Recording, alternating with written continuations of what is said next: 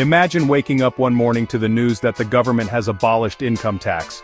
No more deductions from your paycheck, no more tax returns, and no more IRS or tax agencies breathing down your neck.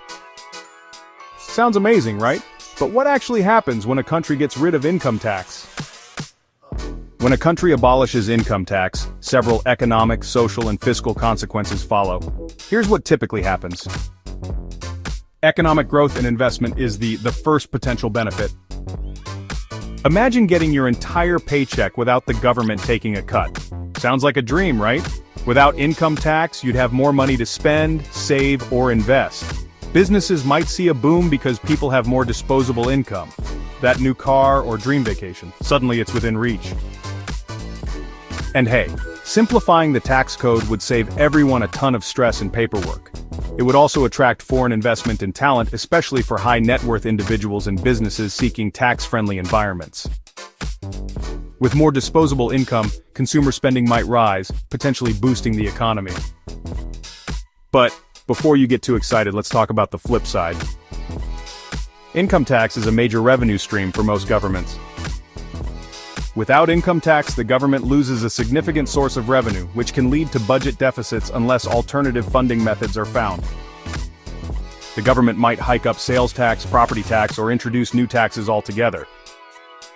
So, while you're saving on income tax, you might end up paying more elsewhere. Then there's the question of inequality.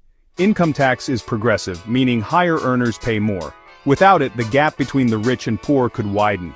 Social programs might suffer, affecting those who rely on them the most. It's a complex trade-off, folks. And let's not forget the impact on public services. Less revenue could mean cuts to public transportation, education, and healthcare.